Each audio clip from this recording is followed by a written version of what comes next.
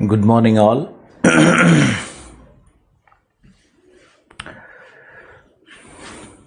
Most of you are here. Chalo, we can start now.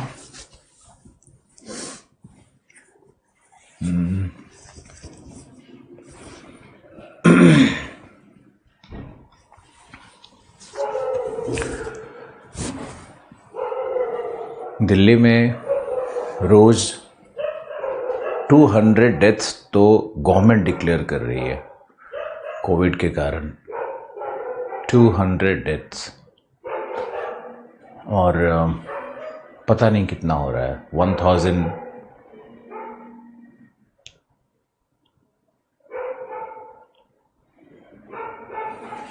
लेकिन economy तो चलना है।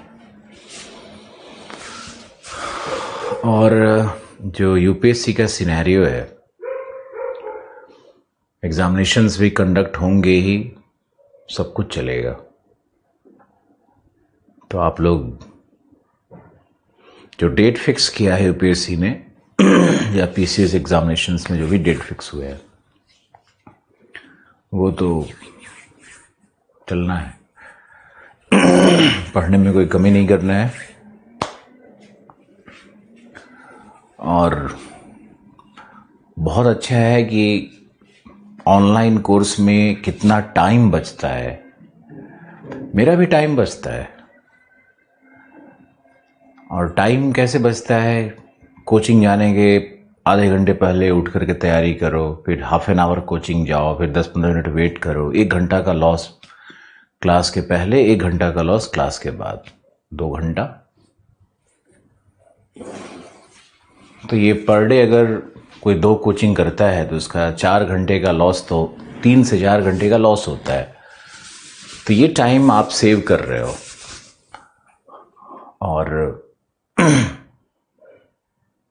इसका फायदा उठाओ। 2-3 एसएमएस ले लेते हैं लोगों के।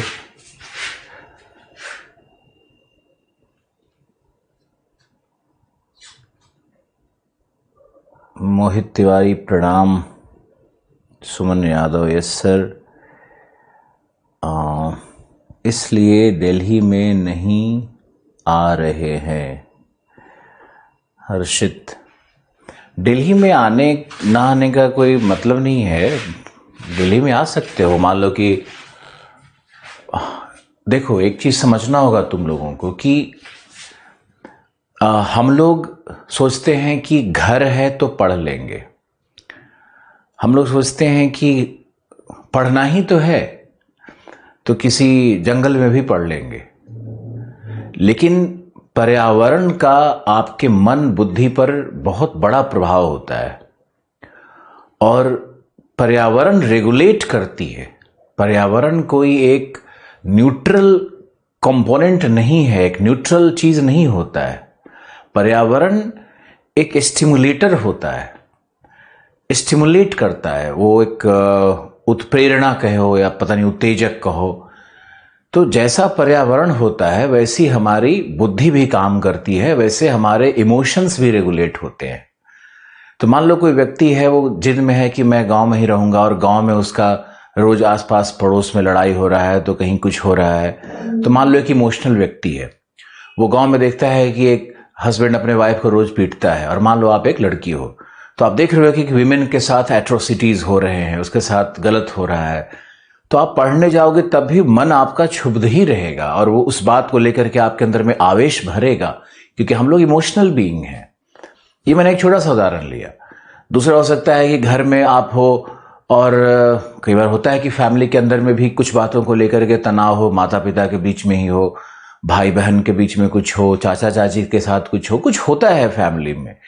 क्योंकि सब लोग इतने ट्रेंड नहीं होते हैं कि सारी संपदाएं हो तब हम लोग सुख से रहें। हम लोगों को पता नहीं होता है कि क्या चाहिए, और हम लोग सब कुछ सुख के कारक होते हुए भी हम लोग दुख बटोरते रहते हैं, और आपस में एक दूसरे का बुराई करना, और ये सब जो आप जानते ही हो। मेरा मन है जो इन्वायरमेंट है उस पर बात करने का। तो आपके घर में भी ऐसा इन्वायरमेंट हो सकता है कि माँ बाप कहें कि बेटा पढ़ लो, बेटा तुम उस कमरे में चले जाओ, बेटा ये छत पे चले जाओ, ये तुम्हारे लिए अलग कमरा दे दिया है, तुम्हारा क्या है। लेकिन ऐसा नहीं होता है। वो आप कहीं ना कहीं अपने ब्रेन में, अपने हेड में कैरी करोगे, और आपके संघर्ष का विषय हो जाएगा कि मुझे उन गलत थॉट्स को नहीं लाना है, मुझे पढ़ना है। आपने कन्वर्सेशन क्रिएट किया, तो आपके अंदर में कन्वर्सेशन ये क्रिएट नहीं हुआ है कि मुझे पढ़ना है, आपके अंदर में कन्वर्सेशन क्रिएट हो रहा है कि मुझे उन थॉट्स को नहीं लाना है, I have to block those thoughts, उनको रोकना है, तब पढ़ना है। तो अगर एक हाथ से रोका जाए, दूसरे हाथ से काम किया जाए, तो क्या इफेक्टिव पढ़ाई होती है? इफेक्टिव काम होता है क्या? एफिशिएंसी वही होता है क्या? दक्षता वही होती है? नहीं होती है। तो आपको ये समझना होगा कि जो एजुकेशनली स्टिमुलेटिंग इन्वायरमेंट है, जो शैक्षणिक रूप से उत्प्रेरित करने वाला पर्यावरण है, वह भी हमारे आसपास में होना बहुत जरूरी होता है।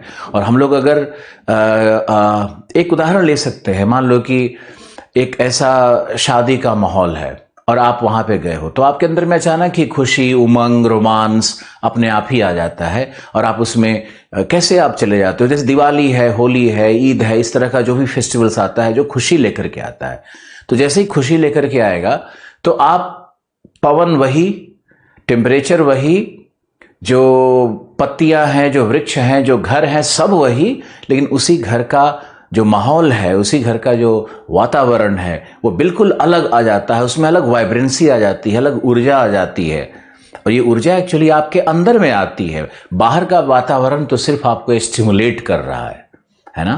तो हम लोग को एजुकेशनली स्टिमुलेटिंग इन्वायरमेंट की जरूरत होती है पढ़ने के लिए। जैसे मान लो हम भी दिल्ली में हैं, शिक्षक हैं, अब हम चाहें तो अपना ये जो स्टूडियो है इसको लेकर के चले जाएं गांव में और बना करके हम पढ़ाएं, लेकिन मुझे पता है कि ऐसा नहीं होगा। वहां हम जाएंगे तो वहां पे, जो मैं बार बार कह रहा हूं, एजुकेशनली स्टिमुलेटिंग इन्वायरमेंट मुझे नहीं मिलेगा। क्लास लेकर के बाहर निकलते हैं यहाँ पर, तो मेरी किताबें हैं, हमारे पास जो आसपास के लोग हैं वो भी टीचिंग प्रोफेशन से कुछ लोग हैं, या फिर जो न्यूज़पेपर्स हैं, या 5 न्यूज़पेपर है, या क्या हो रहा है, या न्यूज़ चैनल्स क्या चल रहा है, तो ये सब मोबाइल पे भी जो आते रहता है, तो ये सब कुछ एक तरह का स्टिमुलेटिंग इन्वायरमेंट प्रदान करता है। और घर में बंद रह करके भी कोरोना टाइम्स में, और हम लोग जो एजुकेशनली जो हम लोग को ड्राइव मिलना चाहिए, वो इन्वायरमेंट हम लोग को ड्राइव देते रहता है। इसी तरह से ये रूल आप पे भी लागू होता है। और आप अगर आपको ये जज करना होगा कि आप किस तरह के इन्वायरमेंट में हो। आज हमारी बातों को ध्यान से सुन करके, और आपको एक जज करना होगा कि आपके आसपास का जो पर्यावरण है उसमें कहीं ऐसा तो नहीं कि आप उससे संघर्ष कर रहे हो कि नहीं मेरा क्या मतलब है, भाई लड़ रहे हैं तो मेरा क्या मतलब है, मैं तो बहन हूं। लेकिन वो लड़ नहीं रहे हो, लेकिन आपके ब्रेन का एंगेजमेंट हो गया, आपका एक तार वहां पे कनेक्ट हो गया है। अब एक तार वहां पे कनेक्ट हो रहा है, शॉर्ट सर्किट तो हो रहा है। आपको एक तरफ से तार आ रहा है कि पढ़ना है मुझे बहुत, दूसरी तरफ से शॉर्ट सर्किट हो रहा है। तो हम लोग ये स्ट्रगल करते रहते हैं। अब देखो, बहुत सारे ऐसे लोग हैं जो कि आईएएस के पीटी के 3 महीने पहले जा करके और यहाँ शिफ्ट कर जाते हैं, करोल बाग एरिया में आ जाते हैं। फिर जब उनका मेंस खत्म होता है, 2-3 महीने चले गए बैंगलोर, फिर वापस यहीं आ जाते हैं। क्या उनके पास सुख सुविधा नहीं है? उनके पास सब कुछ है। अब हैविंग सेड दैट, मुझे नहीं लगता है कि ये मुखर्जी नगर में जो नेहरू विहार का एनवायरमेंट है, या जो इस तरह का यहाँ पे जो भीड़ है, ये बहुत ही एजुकेशनली स्टिमुलेटिंग है, ऐसा मुझे नहीं लगता है। क्योंकि मैंने देखा है यहाँ करके लोग भटकने वाला, अलग अलग ग्रुप में लोग अच्छा काम कर रहे होंगे, रिजल्ट्स भी आता है, हिंदी माध्यम में है, लेकिन स्टिमुलेटिंग इन्वायरमेंट उस तरह का नहीं है। यहाँ पे इन्वायरमेंट ज़्यादा हो गया है राजनीति का, कि वो टीचर कैसा है, तो टीचर कैसा पढ़ाता है, तो ये कोचिंग कैसा है, तो ये कोचिंग क्या है, तो उसमें क्या होगा, डिस्कशन, एक दूसरे को डराना, एक दूसरे के मन में भय, आपस में अजीब सा प्रतिस्पर्धा, गुत्थम गुत्था। फिर ये चूंकि लोग ग्रेजुएशन में लाइफ बहुत ही उन लोगों का रिस्ट्रिक्टेड रहता है, जो गांव से आते हैं, छोटे शहर से आते हैं, तो यहाँ पे आने के बाद अचानक से खुला वातावरण देख करके वो कहीं न कहीं दे गेट कैरिड अवे, और यहाँ पे कोचिंग में आने के बाद वो सब कुछ करने की कोशिश करते हैं, वो जिंदगी जीने की कोशिश करते हैं जो कि वो ग्रेजुएशन में उनको जीना चाहिए था। जैसे दिल्ली यूनिवर्सिटी में जो ग्रेजुएशन का लाइफ है वो बहुत ही फन और बहुत ही बहुत सारे एक्टिविटीज से जुड़ा हुआ, बना हुआ रहता है। वहीं पे पर्सनैलिटी का डेवलपमेंट हो जाता है। लेकिन अब लोग यहाँ आकर के बहुत सारे चेंजेस करने लगते हैं, तो पढ़ाई से कहीं ना कहीं दूर तो होने ही लगते हैं ना। तो आप लोगों को ये देखना होगा कि ये जो आप सोचते हो, मेरा एक ही उद्देश्य है बताने का, कि ये जो आप सोचते हो कि हम कहीं भी बैठ करके पढ़ सकते हैं, हमें सिद्धांत के विरोधी हैं। कहीं भी पढ़ करके एक साइंटिस्ट को कहोगे कि तुम चले जाओ और अपने घर में सारा लैब का एक बीकर लेकर के चले जाओ और वहीं पे एक्सपेरिमेंट कर लो, तो नहीं होता है वो। जब तक वो लैब नहीं होगा, वो और 10-20 साइंटिस्ट नहीं लगे होंगे, वो माहौल नहीं होगा, इसको माहौल कहते हो, माहौल नहीं होगा, तब तक उसके अंदर में स्टिमुलेशन नहीं होगा। और स्टिमुलेशन जब नहीं होता है तब तक वो प्रज्ञा नहीं जागती है, और प्रज्ञा नहीं जागती है तब तक आपके कॉन्शसनेस में जो आपके सचेतन मन में जो एक रहता है बैठा हुआ कि मुझे ये करना है, वो कभी भी लक्ष्य प्राप्त नहीं होता है।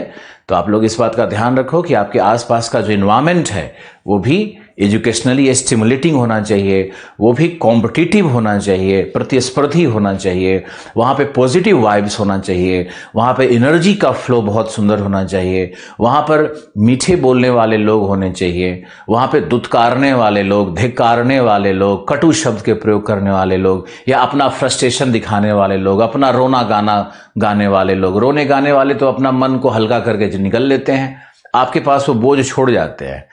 और तो आप क्यों लेते हो इन चीज़ों को, ये मेरे समझ में नहीं आता है। तो आप इसको समझो कि हमारा जो सराउंडिंग होना चाहिए यूपीएससी की तैयारी का, वो बहुत ही पीसफुल, बहुत ही ट्रैंक्विल, जिसको शांति कहते हैं, असीम शांति, और बहुत ही पैसिफाइड, और क्या, और एनर्जी से फुल होना चाहिए। आशा है आपको ये बात पसंद आई होगी, और इसमें आप ये मत सोचना है कि हमारा 10 मिनट चला गया। लेकिन ये बहुत बड़ा सच है जिसको स्टूडेंट मानता ही नहीं है, और ना हमारे पेरेंट्स मानते हैं। हमारे पेरेंट्स बिल्कुल नहीं मानते इस थ्योरी को। वो कहते हैं कि तुम्हें तो भाई रूम दे दिया, तुम्हें तो कमरा दे दिया, तुम्हें तो पैसा दे दिया, तो कहो ना कि साथ में ये भी तो दे दिया कि आप दोनों झगड़ा क्यों कर रहे हो, लेकिन आप अपनी परेशानियों का गाना मेरे सामने क्यों गाते हो, हम क्या कर लेंगे अभी आपके आगे। आप क्या ये समाज और ये सब का जो भी सब कुछ है कूड़ा हमारे ऊपर क्यों थोपते हो। या फिर दूसरा आर्ट है कि दूसरा जो है ना, वो है कि मैं इन कूड़ों को नहीं लूंगा, मैं इस गंदगी को नहीं लेना चाहता हूं। तो नहीं लेना चाहता हूं में भी रेजिस्टेंस है। देखो, एक हाथ से रोक रहे हो कि नहीं लेना चाहता हूं, दूसरे हाथ से काम करना चाहते हो। ये एग्जाम्पल अगर समझ में आ रहा है तो बहुत अच्छा है। शुरू करते हैं ज्योग्राफी। आपके 1-2 कमेंट्स ले लेते हैं।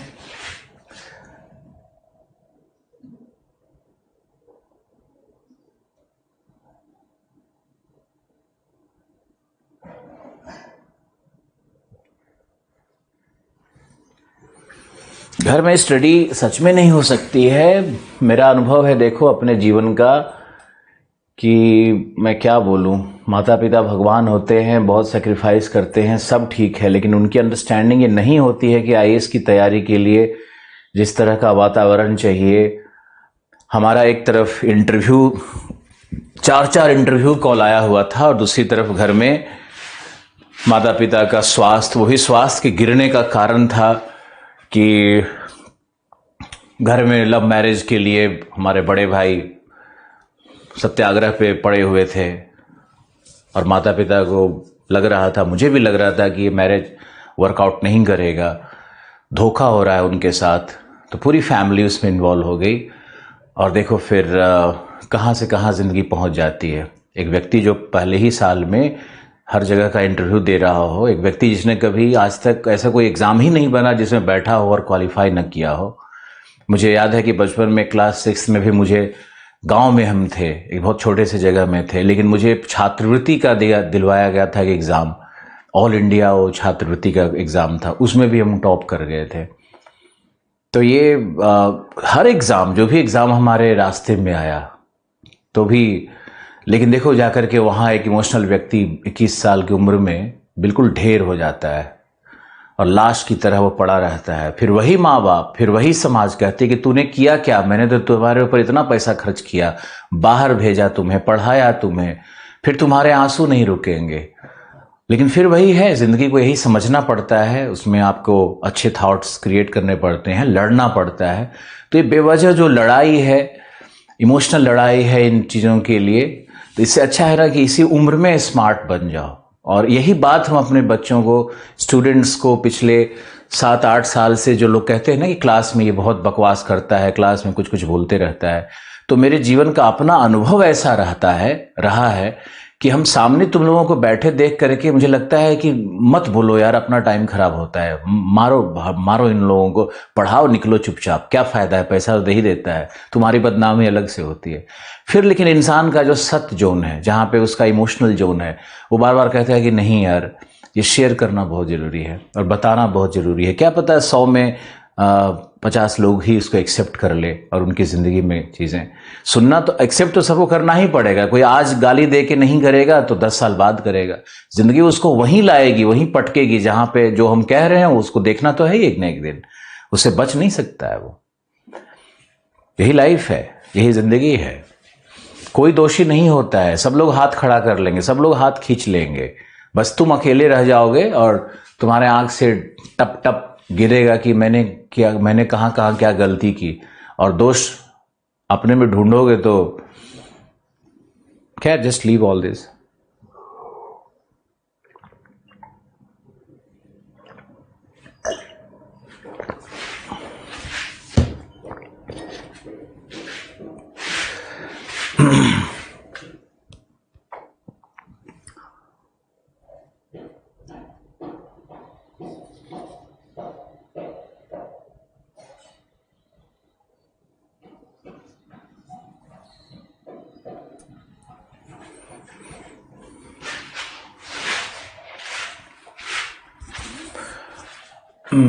चलो ओके। हाँ,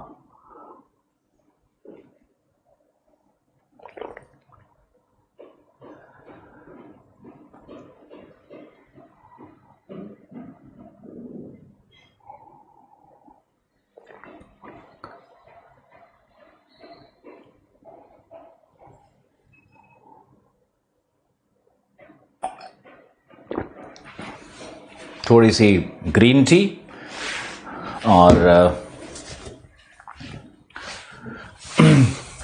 कल रात को मैंने कुछ नहीं खाया, फिर रात को 12 बजे मुझे भूख लगी और मैंने बहुत गलत खाया। एक पैकेट काजू का साफ कर दिया, वो भी हल्दीराम में जो बहुत फ्लेवर्ड रहता है, वो खा गया। बस काउंट करते करते, मोबाइल देखते देखते सब खा गया। बहुत डैमेजिंग है। काजू तो डैमेजिंग नहीं होता है इतना, लेकिन ये हल्दीराम का काजू बहुत डैमेजिंग होता है। और दीपावली के चक्कर में फ्री का आया हुआ था घर में। अब चूंकि काजू है, कॉस्टली चीज़ है, तो वो किसी को हम दे भी नहीं रहे थे। तो देखो तुम, ये हमारा जो मिडिल क्लास है, हमारी जो छोटी सोच है, हम भी देखते हैं कि मेरी सोच कई बार चाहते न चाहते हुए भी छोटी हो ही जाती है। और वो काजू आखिर मैंने खा लिया और ये डैमेज मुझे करेगा। ठीक है, 15-20 मिनट के लिए टेस्ट बहुत अच्छा लगा, लेकिन गिल्ट फीलिंग अभी तक है। अब गर्म पानी और what green tea P P करके, अब जिम में एक्स्ट्रा वर्कआउट करके अब कुछ करेंगे। लेकिन प्रॉब्लम कहाँ थी, तुम सोच करके देखो। प्रॉब्लम उस छोटे सोच में थी कि ये काजू का डब्बा चूंकि प्रीसियस है, महंगा है, हल्दीराम का है और बड़ा साइज वाला काजू है, तो ये मेरे लिए, मुझे लगा कि दुर्लभ वस्तु है या बहुत टेस्टी है, तो इसको मैंने रख दिया, सब बांट दिया, इसको मैंने रख दिया। अब ये रख दिया, बांट दिया होता तो कल रात को क्या ही खाए हुए थे, कुछ नहीं, मूंगफली खा लिए होते, बहुत खाए होते तो। चलो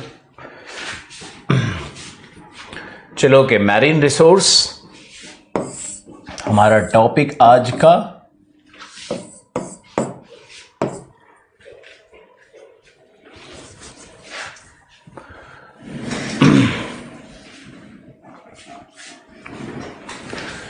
तो आप लिखो, एक इंट्रोडक्शन इसका लिखो कि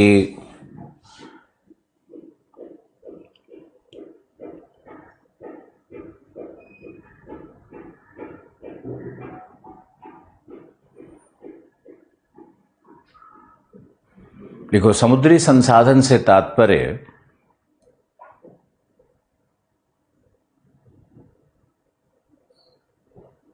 समुद्री संसाधन से तात्पर्य प्रकृति प्रदत्त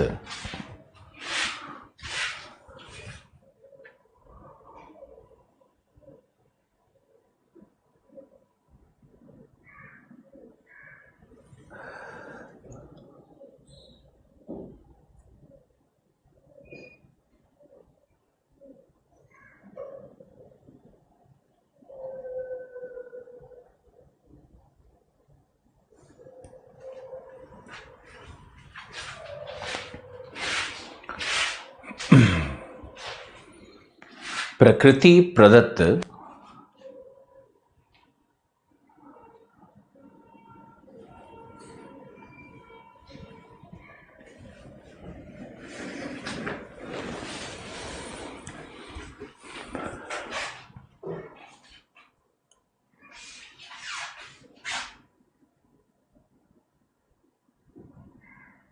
उन सभी पदार्थों अथवा द्रव्यों से है, पदार्थों अथवा द्रव्यों से है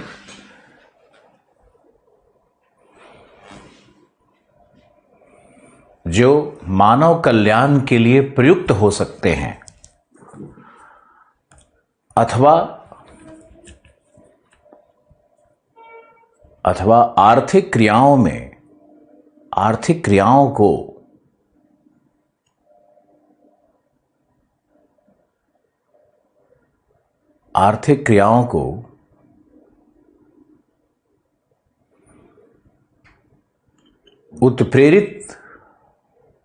आर्थिक क्रियाओं को उत्प्रेरित करते हैं।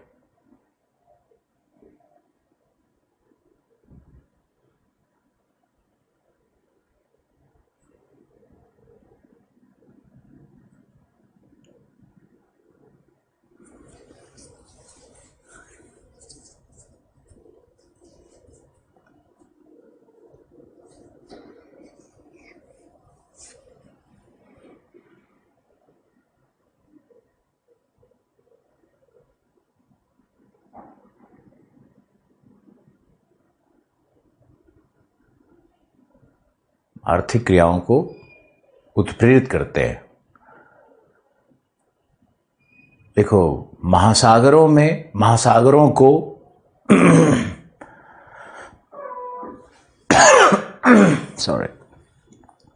लास्ट फ्रंटियर ऑफ मैनकाइंड कहते हैं।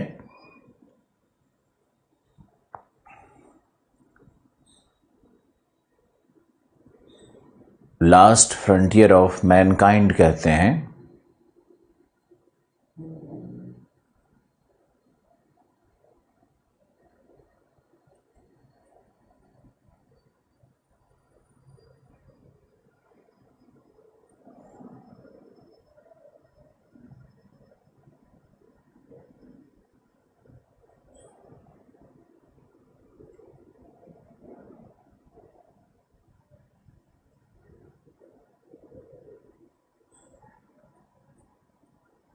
क्योंकि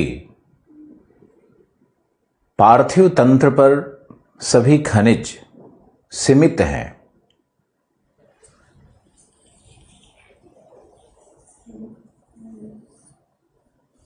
तथा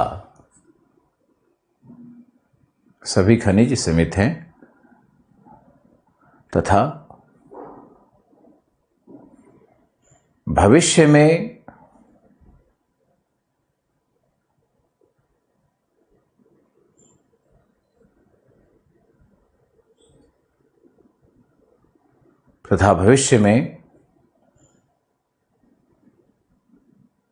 उत्पादकता, भविष्य में मांग की आपूर्ति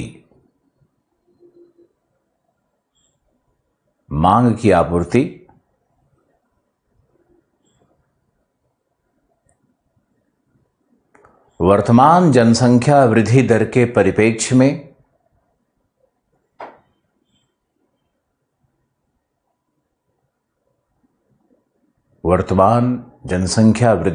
परिप्रेक्ष्य में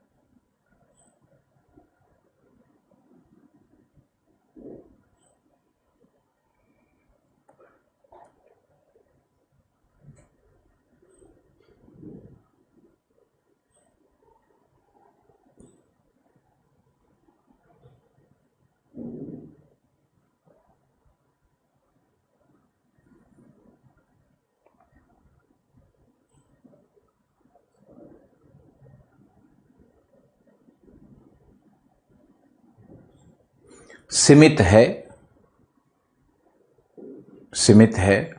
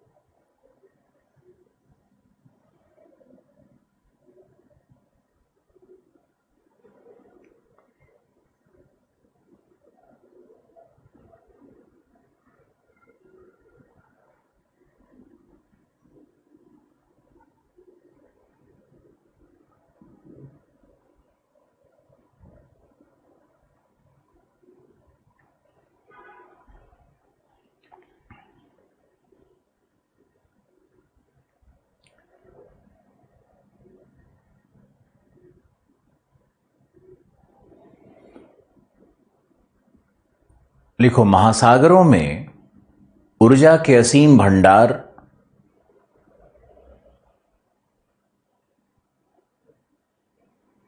ऊर्जा के असीम भंडार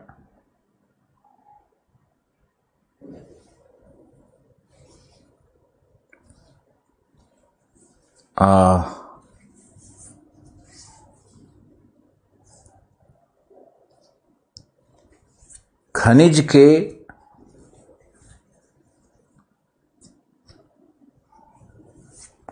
के इनकैलकुलेबल,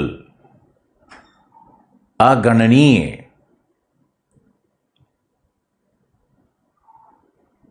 मात्रा तथा जैव उत्पादकता एवं जैविक संपदा का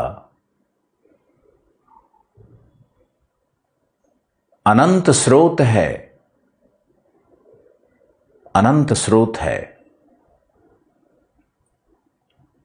जो वर्तमान में कार्य रूप एवं भविष्य में निधि रूप,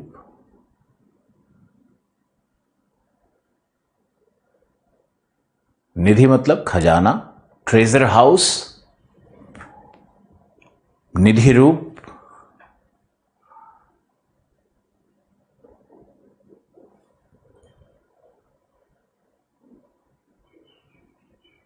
निधि रूप में प्राप्त या निधि रूप में प्राप्त होती है, प्राप्त होगी, भविष्य में निधि रूप में प्राप्त होगी।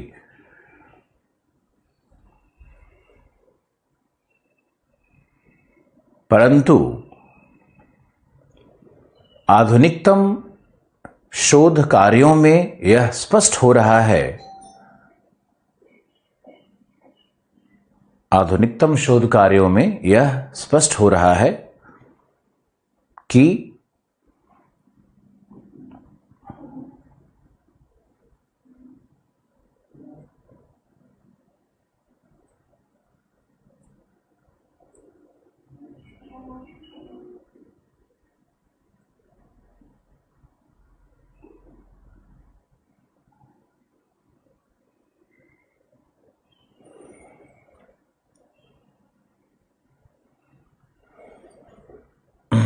यह स्पष्ट हो रहा है कि महासागरीय संपदाएं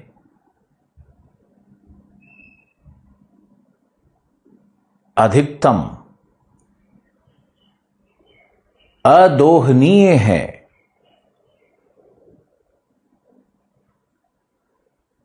तथा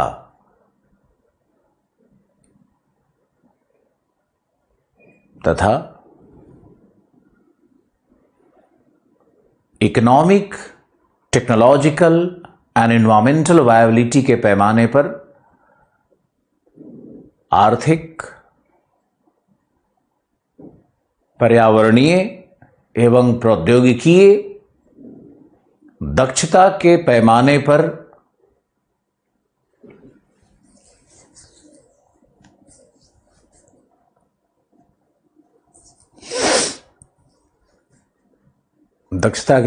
पर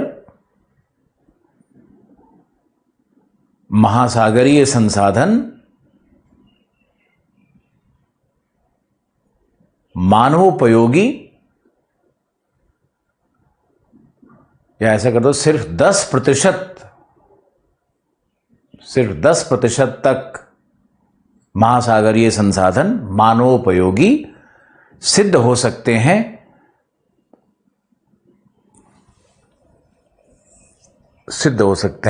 जैसे एक एग्जाम्पल बताते हैं आपको कि मान लो कि लिखा हुआ है किताबों में, सविंदर सिंह में, अन्य किताबों में, कि समुद्र जल में समुद्र जल में 8 लाख ट्रिलियन टन सोना घुला हुआ है। सुन के तो मजा आ गया कि 8 लाख ट्रिलियन टन सोना समुद्र जल में है। लेकिन अगर आप ऐसे देखो कि 1 ग्राम सोने को, या 10 ग्राम का कीमत अभी क्या है सोने का, मान लो 60,000 है, तो 10 ग्राम सोने को एक्सट्रैक्ट करने में समुद्र से यदि 5 लाख रुपया खर्च बैठ रहा है, यानी 10 गुना ज्यादा लग रहा है पैसा, तो 1 ग्राम, वो 10 ग्राम सोना क्यों निकालोगे तुम? उससे ज्यादा तुम्हारा खर्च आ रहा है। दूसरा, टेक्नोलॉजी नहीं है हमारे पास, तो इकोनॉमिक वायबिलिटी भी नहीं है, टेक्नोलॉजिकल वायबिलिटी भी नहीं है। और तीसरा, अगर हम महासागर में उत्खनन करेंगे या उसके जैविक संसाधनों का पूर्ण दोहन शुरू कर देंगे, तो क्या जिस दर से हम जीवों को निकाल लेंगे समुद्र से, उस दर से क्या समुद्र जीवों को पैदा करेगी? बिल्कुल नहीं। तो इन्वायरमेंट, उसका पारितंत्र भी नष्ट हो जाएगा। तो आपको देखना है कि इकोनॉमिक वायबिलिटी है या नहीं संसाधनों के दोहन का, टेक्नोलॉजिकल वायबिलिटी है या नहीं, या फिर इन्वायरमेंटल वायबिलिटी है या नहीं। तो संसाधन का दोहन तभी संभव है जहां पर ये 3 क्राइटेरिया लगाए जाते हैं। ये मैंने आपको विशेष दिया, ये कहीं भी संसाधन भूगोल में आप इसका प्रयोग करना। आगे संसाधन भूगोल तो पढ़ना ही है, लेकिन हमारी बातें जैसे स्टूडेंट सोचता है, जो लोग हमारा बाहर में नोट्स पढ़ते हैं। अब सच क्या है, साल में 1000 बच्चा मान लो कि हमसे डायरेक्ट पढ़ लेता है, लेकिन 40,000 बच्चा हमारा नोट्स पढ़ता है। अब नोट्स में उसको ये सब कुछ नजर नहीं आता है, उसको लगेगा कि ये तो भाषा है, आर्थिक दक्षता। उसको ये समझ में नहीं आता है कि ये 3 प्रिंसिपल लगाए जाते हैं जब भी संसाधनों के दोहन की बात होगी। अगर नोट्स में इसी को 3 प्रिंसिपल जो कि संसाधनों का निर्धारण करते हैं करके 3 लिखवा दें, तब जाकर के उसको लगेगा कि हाँ है। लेकिन वैसा नोट्स तो नहीं हो सकता है ना, वैसे लिखवाने पे तो संसाधन भूगोल को 1 महीना पढ़ाना पड़ेगा। इसलिए नोट्स में बहुत कुछ रहता है, प्रत्येक शब्दावली से ही प्रश्न उठ करके आना होता है। लेकिन वो जो लोग नोट्स पढ़ना चाहते हैं, और क्या बोलूं,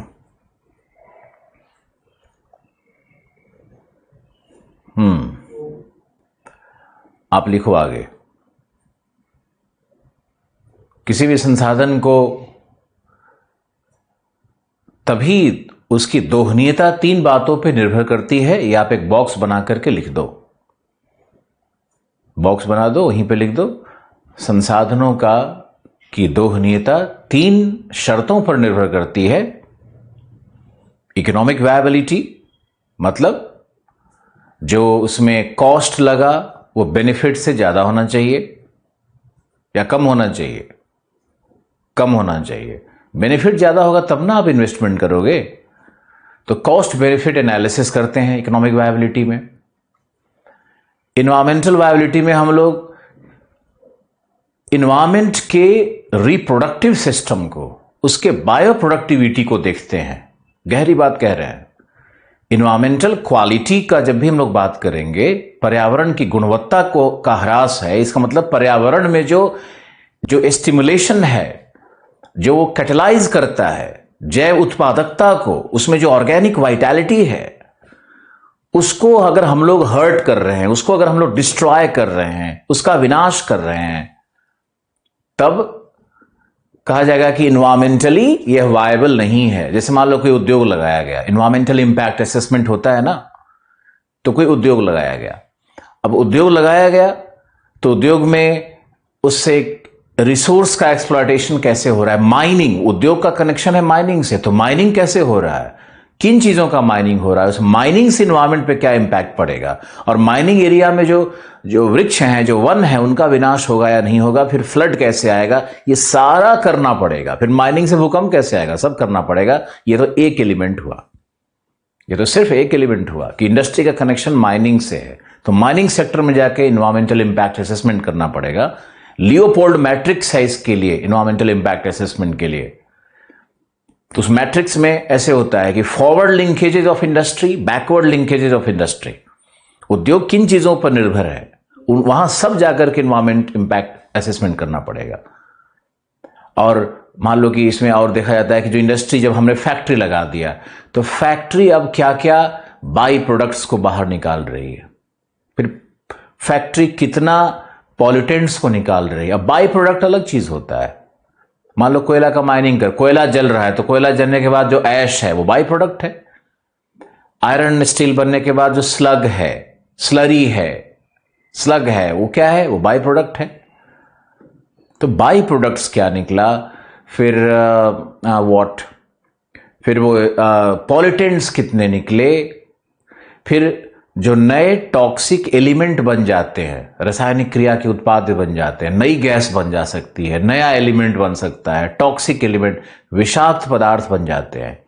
तो जो विषाक्त पदार्थ बन जाते हैं, इसका भी असेसमेंट करना पड़ेगा। तो हम लोग को देखना पड़ेगा कि अगर हम संसाधनों का दोहन समुद्र से करने जा रहे हैं, तो उसका पर्यावरणीय प्रोडक्टिविटी पर, पर्यावरणीय दक्षता पर, इकोसिस्टम की प्रोडक्टिविटी होती है और पर्यावरण की दक्षता होती है। ध्यान रखना, इन शब्दों के जाल में फंसना नहीं। पर्यावरण भूगोल पूरा का पूरा शब्दों का जाल है और अर्थ उसका सबका एकदम अलग होता है।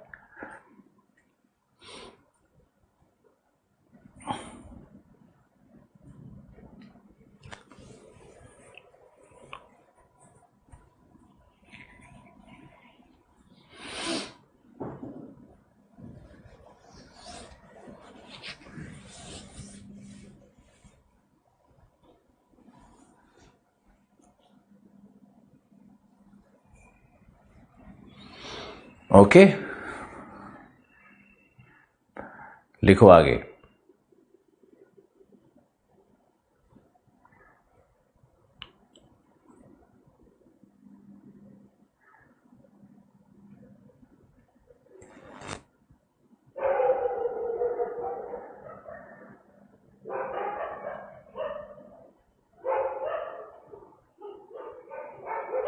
लिखो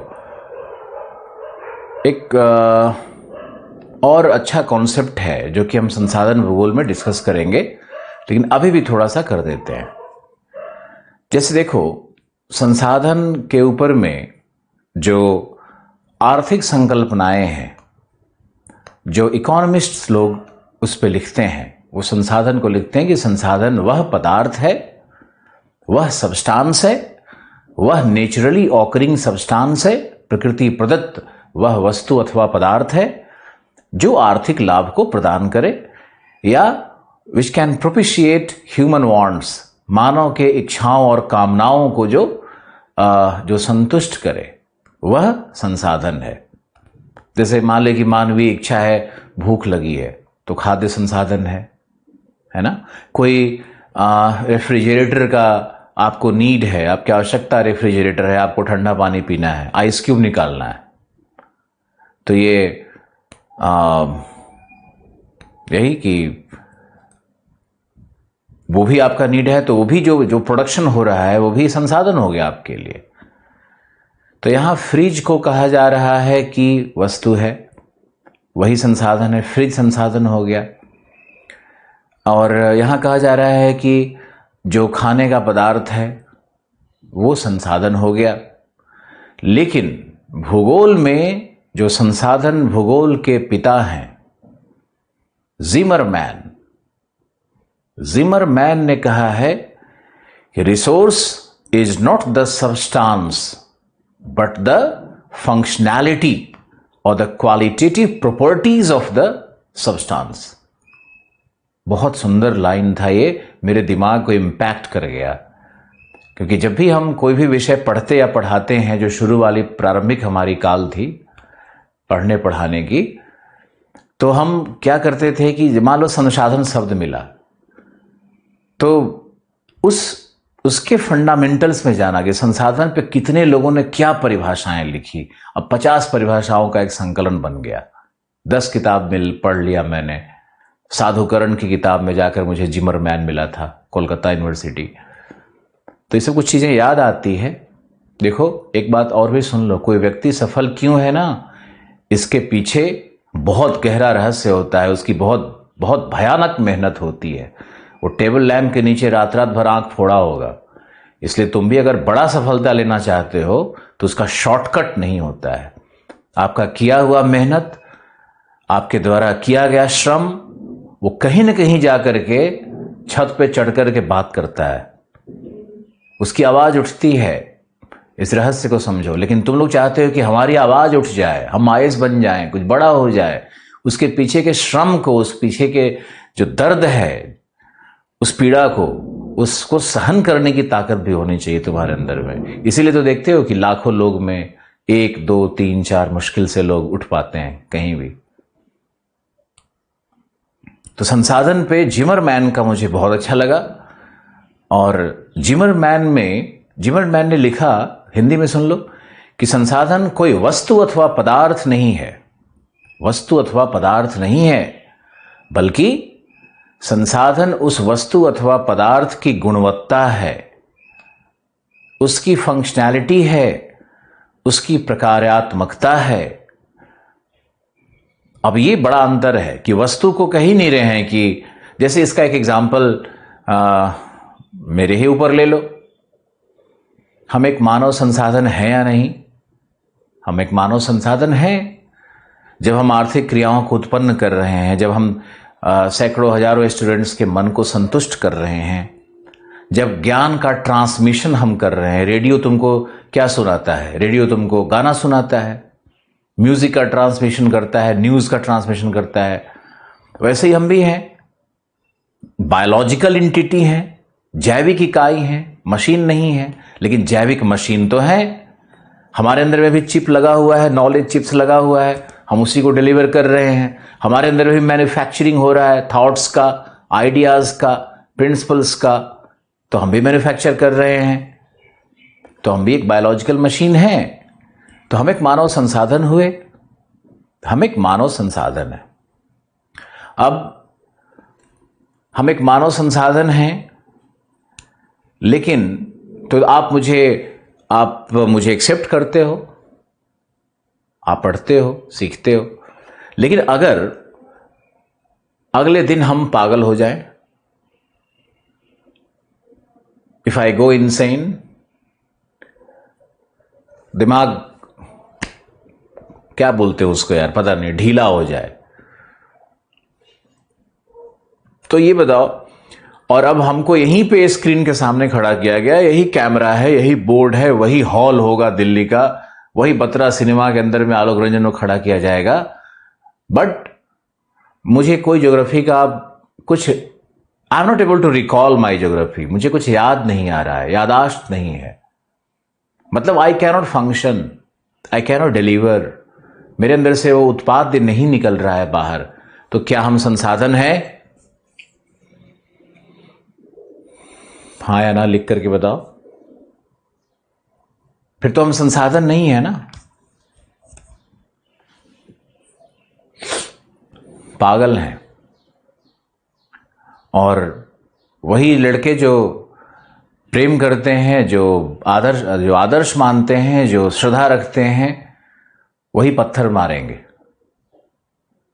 वही कहेंगे कि मेरा वापस दो, हम संसाधन नहीं रहे। लेकिन ध्यान रखो कि फिजिकल सब्सटेंस तो वही है ना, वही बाल, वही जुल्फें, वही आंखें, वही नाक, वही हाथ, वही 6 फीट 2 इंच का शरीर, सब कुछ वही, सब कुछ वही।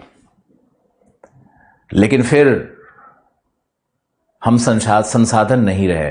तो संसाधन वस्तु है क्या? सोच के बताओ, क्या संसाधन वस्तु है या वस्तु की गुणवत्ता है? संसाधन वह वस्तु है, वह पदार्थ है, यह जैविक इकाई संसाधन है, या जैविक इकाई जो फंक्शन कर सकता है, जो फंक्शनैलिटी है, वो संसाधन है।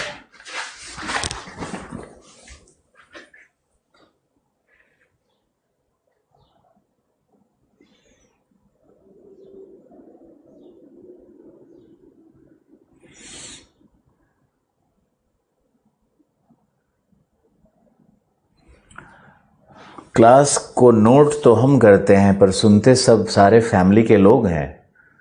बहुत अच्छा है। हम तो चाहते हैं कि एक बच्चा का अगर प्रगति फैमिली चाहती है तो उस बच्चे के मनोवैज्ञानिक पक्ष को समझना बहुत जरूरी होता है। सिर्फ बच्चे को प्यार देना, सिर्फ अपने जो उनके हृदय के टुकड़े हैं उनको प्यार देना ही सबसे इंपॉर्टेंट नहीं है। प्यार देना तो एक पार्ट है। और जो ज्ञान कई बार हमारे पेरेंट्स देते हैं वो ज्ञान बहुत पुराना हो चुका होता है।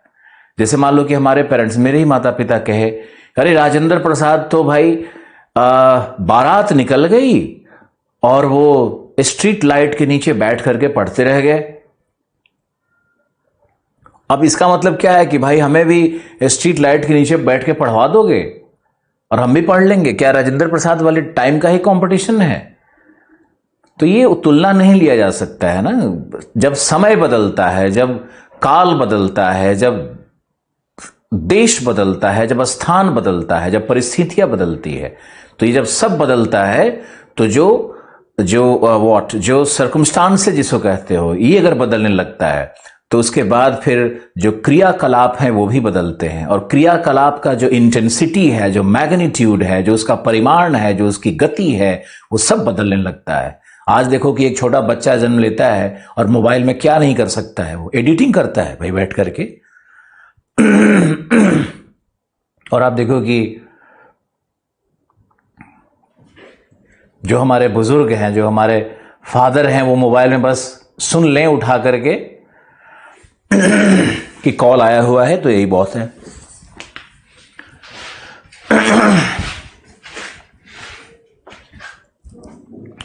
ओके, मतलब मैंने देख लिया सबका एसएमएस, सब लिख रहे हो कि प्रॉपर्टी है, यानी रिसोर्स क्या है? रिसोर्स संसाधन है, वस्तु नहीं, उस वस्तु की गुणवत्ता। यानी आप एक ह्यूमन बॉडी संसाधन नहीं है। आप इसको ध्यान से समझो। मान लो एक व्यक्ति सुंदर है, हमारे एपीजे कलाम तो सुंदर नहीं थे, लेकिन उनसे कोई महान कोई नहीं पैदा लिया। पिछले 50 वर्षों में गांधी के बाद कोई पैदा नहीं लिया। तो एपीजे कलाम को सुंदर होने की क्या जरूरत है? बहुत लोग बहुत सुंदर नहीं दिखते हैं। जो लोग सुंदर नहीं दिखते हैं उनको अंदर में निगेटिव कॉम्प्लेक्स होता है कि मैं सुंदर नहीं हूं। मैं सुंदर नहीं हूं तो सुंदरता से कोई कनेक्शन नहीं है, गुणवत्ता का, रूप का कोई कनेक्शन नहीं है गुण से। अगर आप गुण प्रधान हो, अगर आप में बहुत शानदार गुण है तो आप पूरी जिंदगी एकदम कलाम साहब की तरह, हीरो की तरह जिंदगी जियोगे। हाँ, हम ये मानते हैं कि अगर रूप और गुण का संगम हो जाए तो ये तो प्रकृति पैदा करती है, उसमें आपका वश नहीं है। वो तो बहुत विरले लोग हैं। एक व्यक्ति आपको करोड़ों में 2, 4, 5 व्यक्ति मिलेगा जिसमें रूप भी हो, प्रकृति ने रूप भी दिया हो और गुण भी दिया हो। सब कुछ प्रकृति एक साथ नहीं देती है, लेकिन ऐसे व्यक्तियों में कुछ न कुछ कमी प्रकृति जरूर छोड़ती है। ये भी याद रखो, कुछ न कुछ उसका भाग जरूर काट ले जाती है प्रकृति। इसलिए ले जाती है क्योंकि वो व्यक्ति फिर बहुत अहंकारी बन जाएगा, है ना, और अहंकार फिर उसका ही सर्वनाश करता है। तो कुछ न कुछ कमी हर जगह है, कुछ न कुछ अच्छाई सब जगह है। ओके, आप इसमें एक पैराग्राफ और लिख लो। लिखो कि समुद्री संसाधन के अंतर्गत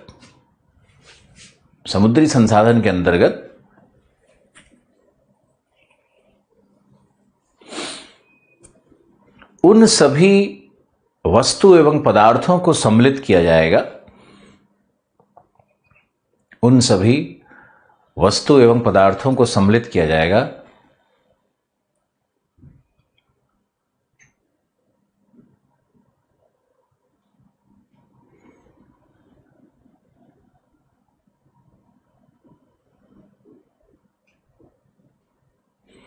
जिनमें प्रकार्यात्मकता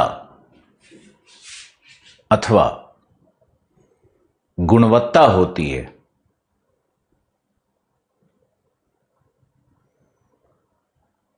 एवं आर्थिक क्रियाओं में प्रत्यक्ष अथवा अप्रत्यक्ष रूप से भागीदारिता,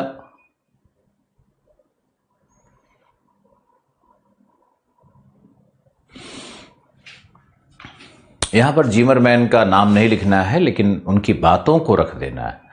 ओके, अब नेक्स्ट लिखो, एक छोटा सा पैराग्राफ लिखो। वर्गीकरण, महासागरीय संसाधनों का एक वर्गीकरण प्रस्तुत करते हैं, एक डिटेल्ड वर्गीकरण करते हैं। मैरीन रिसोर्स हमारा शॉर्टकट चलेगा इसमें। सबसे पहले है बायोटिक यानी जैविक रिसोर्स, जैविक रिसोर्स, और जैविक के अंतर्गत आओगे तो प्लवक यानी प्लैंकटन, दूसरा होगा नेक्टॉन यानी तैरक, तीसरा होगा बेंथोज यानी नीतलीय, नीतलीय, और प्लवक में आओगे तो यहां पे है फाइटोप्लैंक्टन और जूप्लैंक्टन। नेक्टॉन में आओगे तो एक तो ही तुम्हारा फिश का वैरायटी है, दूसरा मैमल्स है। फिर बेंथोज में आओगे तो इसमें है चल और अचल, मोबाइल और इमोबाइल।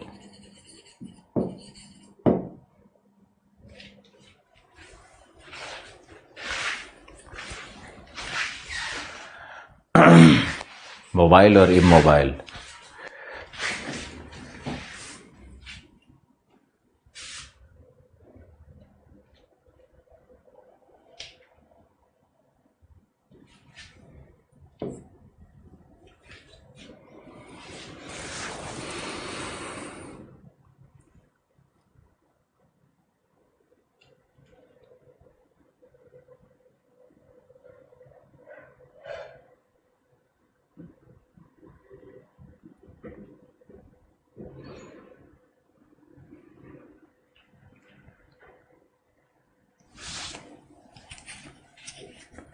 जैविक के बाद है एबायोटिक यानी अजैविक। अजैविक, तो अजैविक में आएगा, पहला तो आएगा खनिज, जिसमें आएगा ऑकरेंस के आधार पर यानी उसके वितरण के आधार पर, और उसके वितरण के आधार पर फिर इसको हम डिवाइड करके दिखाई देते हैं। जैसे मग्न तट पर कौन कौन से मिलेंगे, मग्न ढाल पर कौन से मिलेंगे, और नीतलीय मैदान पर कौन से प्राप्त होंगे। तो ये खनिज का वितरण, मग्न तट, ढाल, वितरण के आधार पर। दूसरा है फॉर्म, उसका प्रारूप, किस प्रारूप में मिलेगा। तो प्रारूप में आप जाओगे तो सॉल्यूशन, इन सॉल्यूशन, घुलित दशा में जो मिनरल हैं, इन सस्पेंशन, इन सस्पेंशन, और तीसरा है in the form of nodules. Suspension मतलब निलंबित दशा में, घोलन की दशा में, और नोड्यूल फॉर्म में। तो खनिज को इस प्रकार से दर्शाना है वितरण और प्रारूप के आधार पर। फिर आपको क्या करना है कि ऊर्जा संसाधन लेना है। ऊर्जा संसाधन, ऊर्जा संसाधन में एक तो होगा नव्यकरणीय, एनर्जी रिसोर्स है नव्यकरणीय, और दूसरा है अनव्यकरणीय, रीन्यूएबल, और दूसरा होगा नॉन रीन्यूएबल।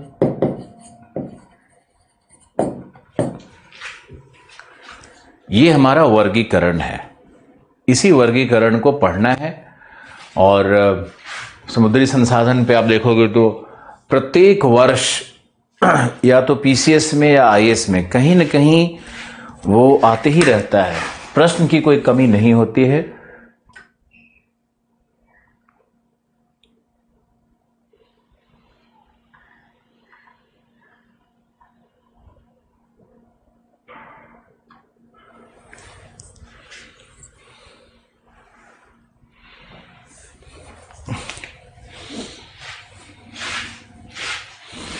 ओके,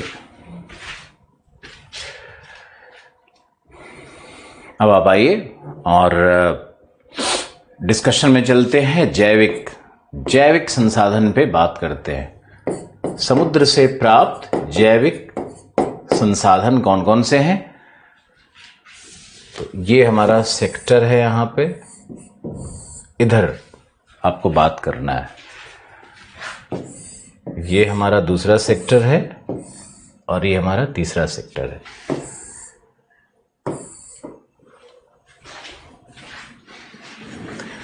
आप लिखो और थोड़ा फास्ट लिखने की कोशिश करो, क्योंकि इसमें तो बहुत सारा फैक्ट भी आएगा, डेटा आएगा, फैक्ट आएगा।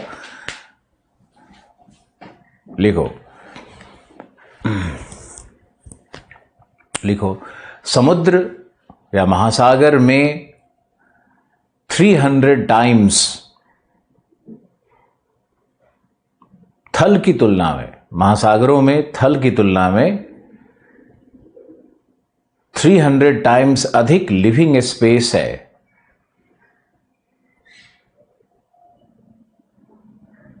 300 टाइम्स अधिक लिविंग स्पेस है, यानी जो जीवन की दशाओं को सस्टेन करेगा, ऐसा स्पेस, ऐसा भाग, ऐसा स्थान अगर थल पर 1 किलोमीटर का है तो महासागरों में 300 किलोमीटर है।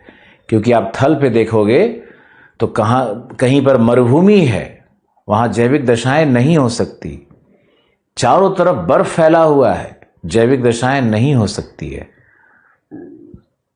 पर्वतीय क्षेत्र है, जैविक दशाएं नहीं है। विषुवतीय वर्षावन क्षेत्र है, जैविक दशाएं नहीं है।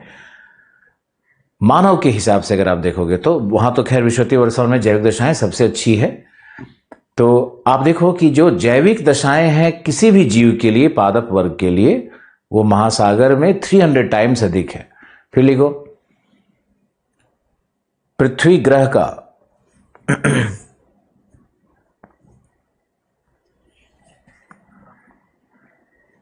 पृथ्वी ग्रह का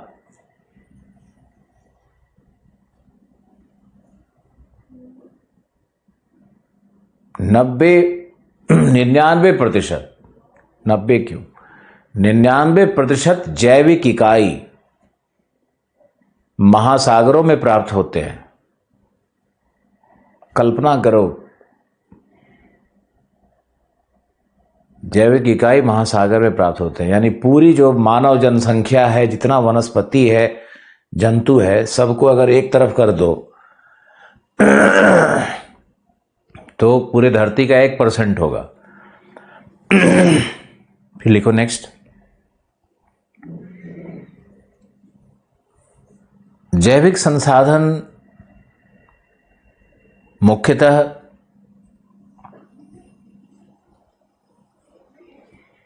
नेरेटिक क्षेत्र में, अर्थात प्रकाश संश्लेषित महाद्वीपीय मग्न तट के भागों पर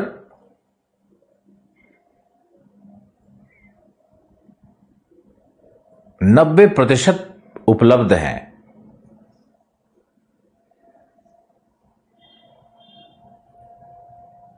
90% उपलब्ध है।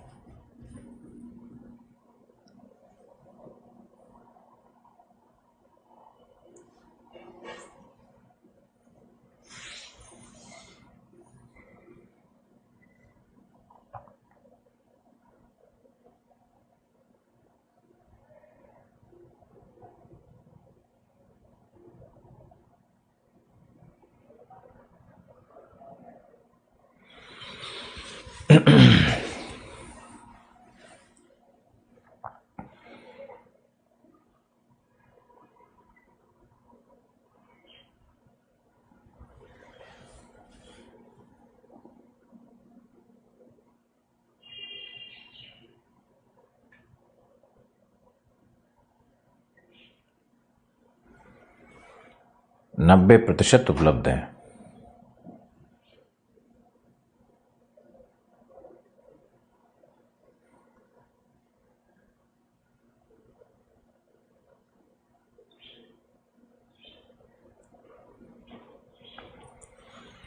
नेक्स्ट लिखो।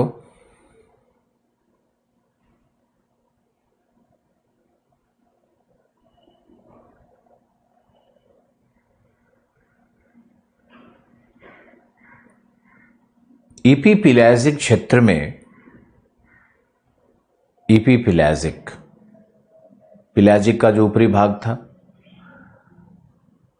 इपीपिलैजिक क्षेत्र में यानी सतही भाग पर 99% से अधिक जैविक संपदा है।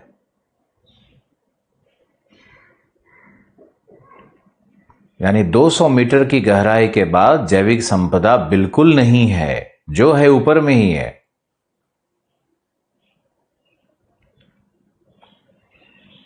आगे लिखो।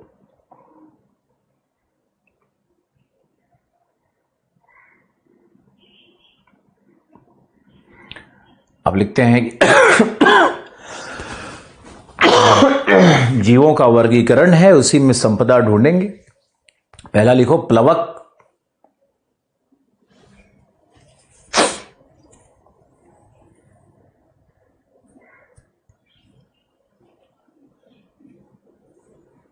प्लवक यानी फाइटोप्लैंक्टॉन्स।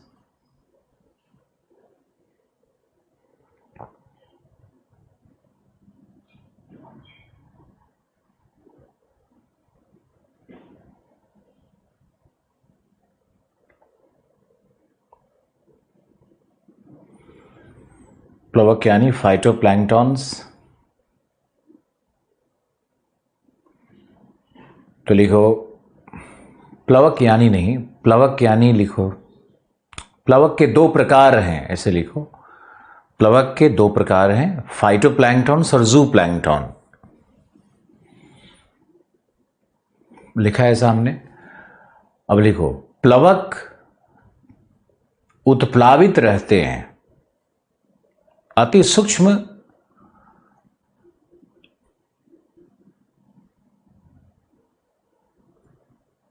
सूक्ष्म जैविक दशाएं हैं।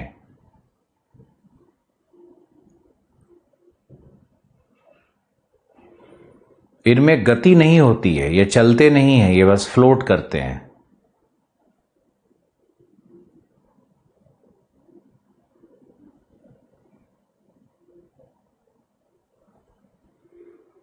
नेक्स्ट लिखो फाइटोप्लैंक्टन के अंतर्गत डायटम्स एवं एल्गी आते हैं। डायटम्स और एल्गी दोनों आते हैं।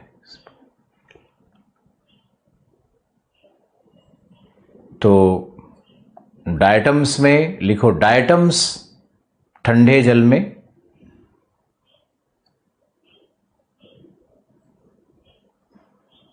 एक कोशीय वनस्पति होते हैं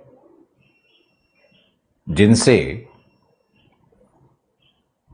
SCPs, single cell protein, SCPs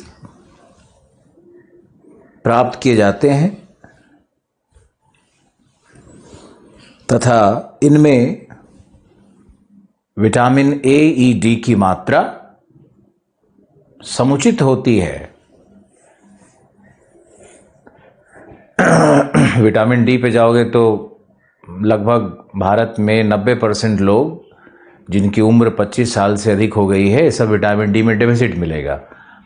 और जिसमें विटामिन डी नहीं है उसमें कैल्शियम, वो कैल्शियम का पाचन ही नहीं कर पाता है, कैल्शियम उसका बॉडी एब्जॉर्ब नहीं कर पाता है। तो दूध पीते रहो, कोई फायदा नहीं है। विटामिन डी की कमी है तो दूध पीने से या कैल्शियम कुछ भी कर लो नहीं होगा, हड्डियां कमजोर हो जाएंगी और हड्डी में दर्द शुरू हो जाएगा।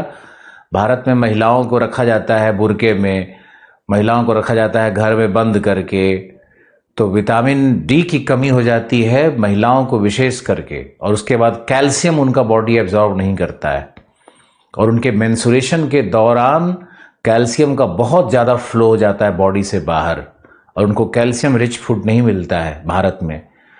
तो आप देखो कि महिलाएं बहुत सफ़र करती है। हड्डी का दर्द तो भारत के 90% महिलाओं में है। अब ये हमारा ज्ञान है ना, ये अपने माँ के साथ, बहन के साथ, परिवार में आपको डिस्कस करना चाहिए।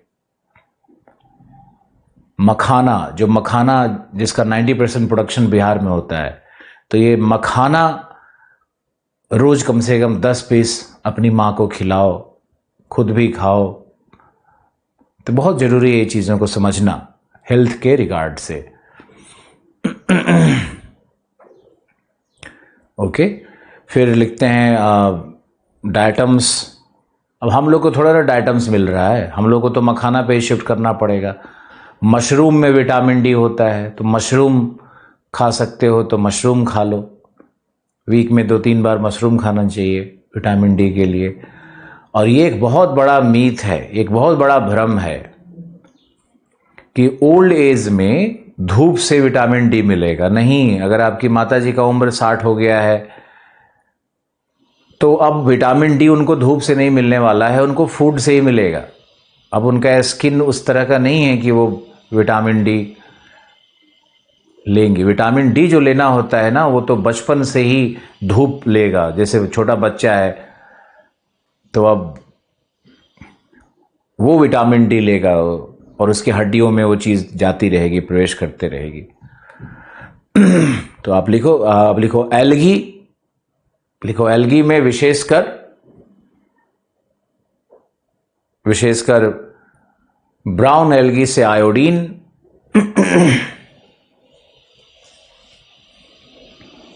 ब्राउन एल्गी से आयोडीन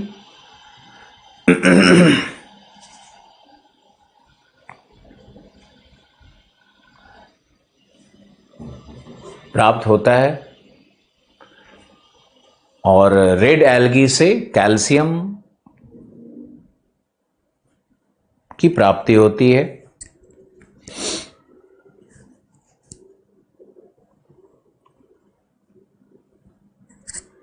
फिर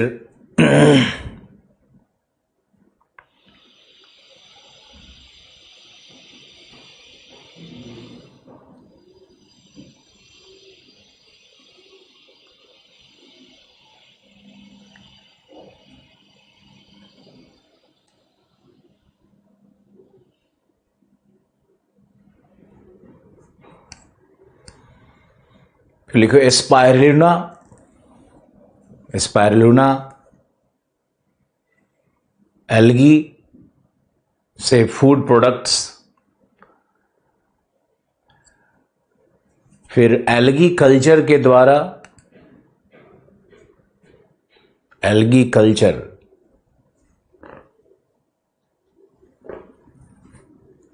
या एल्गा कल्चर, एल्गी मतलब प्लूरल हो गया, एल्गा मतलब सिंगुलर हो गया।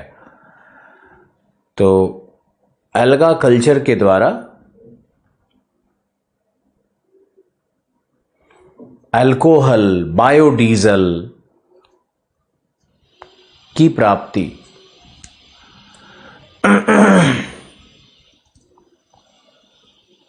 अब एल्गी का समुद्र तट के पास जो शैलो बेसिन्स बना करके एल्गी की खेती की जा रही है, एल्गी का पालन किया जा रहा है, उसको एल्गा कल्चर कहते हैं।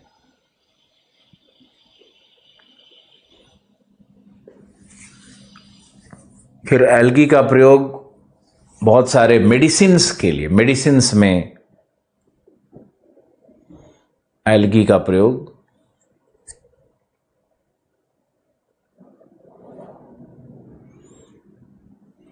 नेक्स्ट लिखो, एक और है इसमें कि जू प्लैंकटन है, प्लवक में एक और वर्ग है ना, जू प्लैंकटन। तो जू प्लैंकटन में लिखो जंतु प्लवक। इसके अंतर्गत जेलीफिश, जिनमें रेडियो एक्टिव सब्सटेंसेस होते हैं, रेडियोधर्मी पदार्थ होते हैं, जिनसे कैंसर का ट्रीटमेंट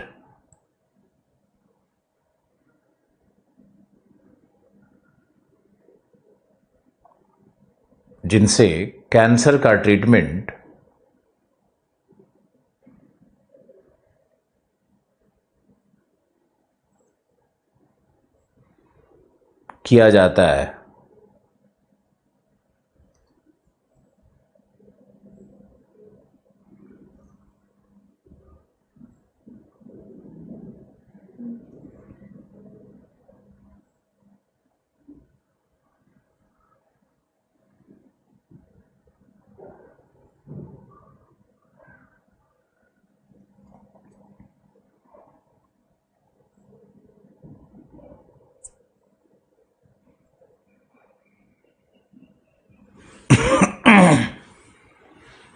कैंसर का ट्रीटमेंट किया जाता है, जेलीफिश हो गया। फिर एक और है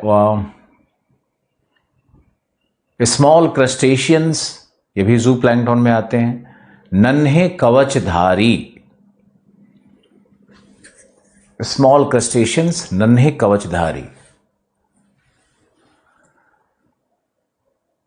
इसमें लिखो, ये इनमें amino acid, protein amino acid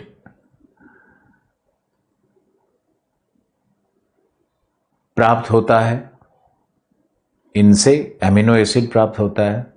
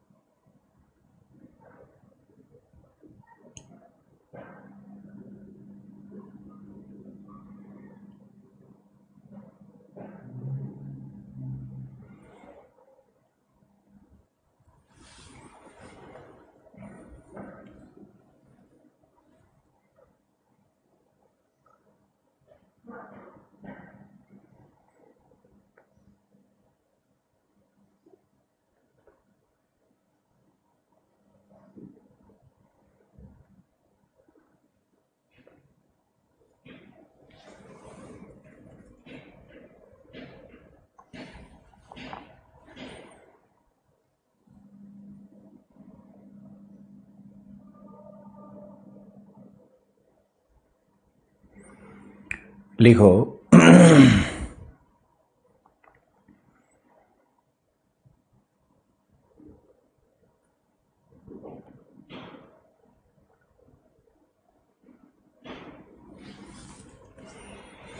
प्लवक के बाद चलते इधर फिशिंग पे। तैरक, लिखो तैरक स्विमर्स होते हैं, सेल्फ लोकोमोशन होता है, ये तैरते हैं, चलते हैं, इसलिए इनको तैरक कहते हैं। नेक्टॉन्स, आप तैरक की जगह यूपीएससी के एग्जाम में नेक्टॉन्स लिख देना, ज्यादा अच्छा रहेगा। तो तैरक हैं ये। लिखो जो जीव जल में स्थान परिवर्तन करते हैं, जैसे फिश। अब आप इसमें कुछ फैक्ट्स लिखो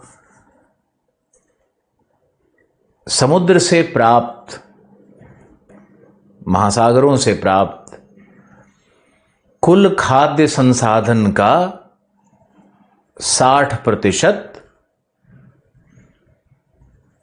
कुल खाद्य संसाधन का 60%,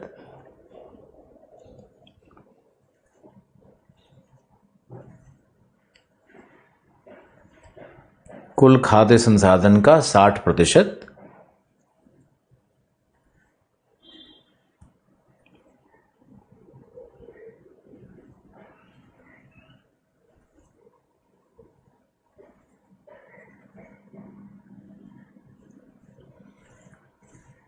मत्स्यवर्गीय जीवों से प्राप्त होता है।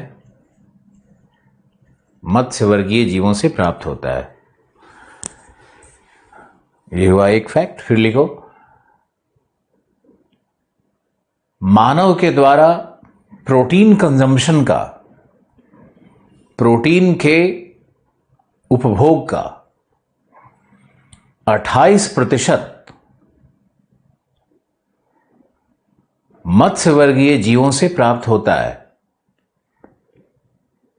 मत्स्यवर्गीय जीवों से प्राप्त होता है।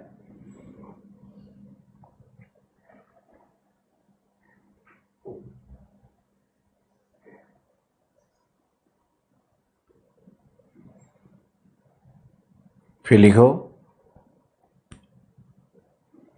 जिसमें 19% प्रत्यक्ष रूप से एवं 8%, 9%, 9 रह गया,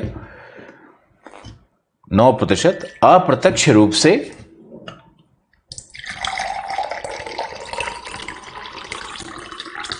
कंज्यूम किए जाते हैं, उपभोग किए जाते हैं।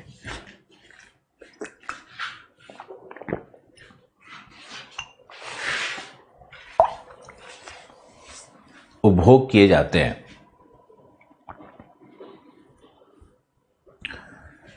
नेक्स्ट लिखो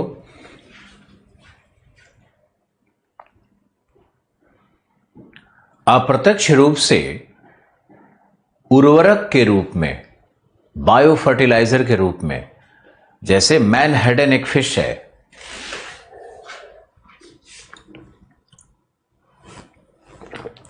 जैसे मैनहट्टन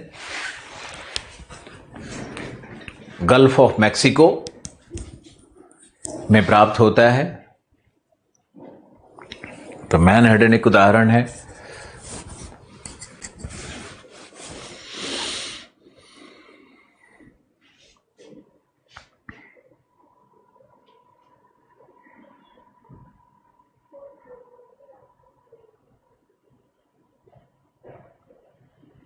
नेक्स्ट, और या तो उर्वरक हो गया या फिर मेडिसिन के रूप में प्रोटीन चला जाता है, या कोलाजन के रूप में,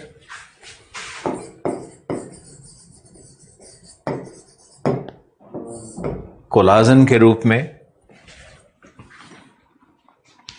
मेडिसिन। कोलाजन होता है जो प्रोटीन जो आपके स्किन को बाइंड करता है, वो वाला प्रोटीन। ओके, फिर नेक्स्ट लिखो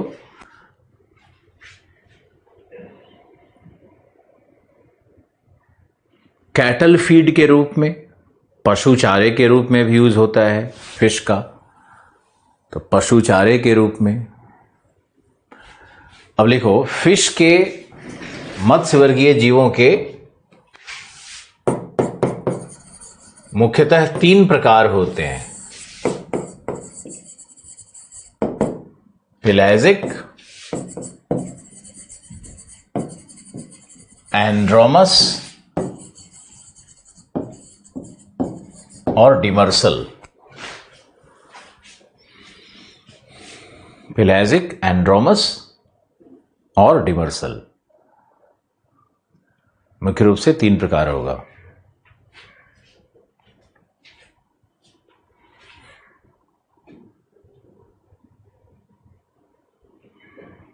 तो पेलाजिक फिश में जो सबसे पेलाजिक मतलब जो तल पे रहता है, ऊपर समुद्र तल पर, तलीय तल के पास रहता है, ये होगा 200 मीटर की गहराई तक ये पेलाजिक फिश प्राप्त होगा। और ये जनरली प्रकाश संश्लेषण या जिसको आप फोटिक जोन कहते हो, वहां पर पेलाजिक फिश मिलता है। तो आप पेलाजिक फिश में आपको लिखना है कुछ वैरायटी का नाम, जैसे है टूना, टूना है, सार्डिन्स, सार्डिन्स, हेरिंग, बहुत काम आएगा आपके वर्ल्ड इकोनॉमिक ज्योग्राफी में भी एक क्लासिफिकेशन यूज होता है। टूना, सार्डिन, हेरिंग्स, ये सब मिलेगा। फिर है एंड्रोमस। तो एंड्रोमस का मतलब होता है जो प्रवसनकारी है, प्रवसनकारी है, जैसे सैल्मन, सैल्मन फिश होता है, ये होता है कैलिफोर्निया के तट पर, अलास्का, अलास्का कैलिफोर्निया के तट पर ये सैल्मन होता है। हेरिंग होता है जापान के तट पे सबसे ज्यादा हेरिंग, टूना। डिमर्सल है, डिमर्सल का मतलब है जो गहन या नीतलीय, नीतलीय तो नहीं होगा शायद हिंदी इसका, जो अधिक गहराई पर प्राप्त हो उसको डिमर्सल कहते हैं। यानी 200 मीटर से निम्न गहराई के क्षेत्र में जो प्राप्त होगा वो डिमर्सल है। जैसे हैडॉक, हैलीबट, कॉड, कॉड से मिलता है ना, सीओडी, कॉड, कॉड से मिलता है कॉड लिवर ऑयल, जो आप जरूर लिखना है एग्जाम में, कॉड लिवर ऑयल। और ये कॉड मिलता है नॉर्वेजियन कोस्ट के पास, सबसे ज्यादा है ये नॉर्वेजियन कोस्ट, है ना। हैडॉक और हैलीबट मिलता है ये न्यू फंडलैंड के पास सबसे ज्यादा, हैडॉक और हैलीबट। न्यू फंडलैंड है ईस्टर्न कैनेडियन कोस्ट के पास। कि जो भी आप देख रहे हो ना, Dogger Bank, George Bank, Sable Bank, Saint Pierre Bank, Great Bank, जो नॉर्थ सी में है और जो यूनाइटेड स्टेट्स वाले भाग में है, तो ये सारे बैंक्स में आपको यही मिलेगा, कॉड, हैलीबट, हेरिंग। हेरिंग और कॉड ये सबसे इंपॉर्टेंट फिश है, याद रखना। सबसे इंपॉर्टेंट है हेरिंग और दूसरा इंपॉर्टेंट फिश है कॉड, सबसे ज्यादा यही दोनों मिलता है। तो ये है हमारा फिश। और अब चलते हैं फिश के बाद मैमल्स। तो लिखो मैमल्स में, मैमल्स में है वेल, एक मैमल है तो वेलिंग पे लिखो।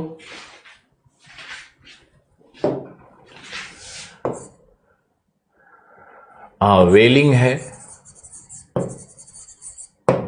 वेलिंग है। फिर सील है, वेलिंग।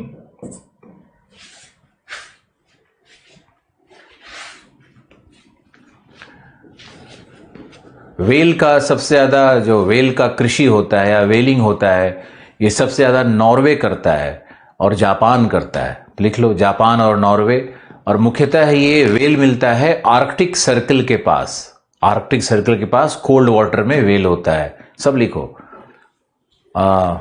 उपध्रुवीय क्षेत्रों में आर्कटिक सर्कल के पास वेलिंग होता है। और वेल कैच को बैन कर दिया गया है, प्रतिबंधित कर दिया गया है। 1 मिनट में मैं आता हूं।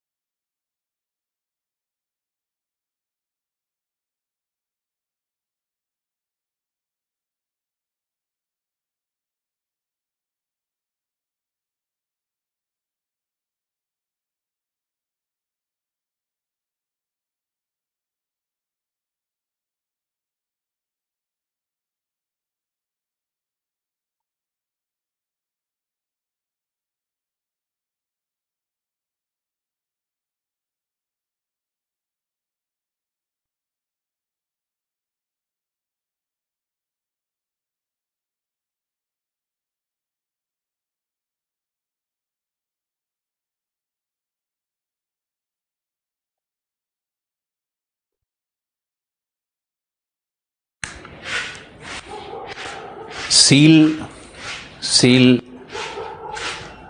एक तरह का एम्फीबियन भी है, पानी में रहता है, लैंड पे भी रह लेता है। और व्हेल से हम लोग को क्या मिलता है? फैट। इसके ब्लाडर से फैट मिलता है। इस फैट से लोग दिया भी जलाते थे एंशिएंट टाइम में, जो मछुआरे होते थे। दूसरा क्या मिलेगा? मीट, मांस मिलता है। तीसरा इसका skin and hide and skin, ये प्राप्त होगा।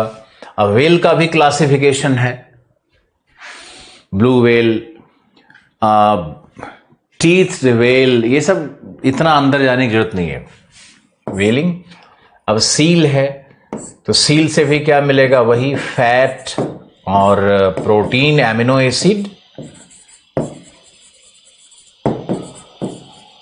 एसिड्स मिलता है। और तीसरा स्किन या हाइड मिलता है, मीट भी मिलेगा। तो सील से आपको क्या क्या प्राप्त होता है वो भी आपको लिखना है।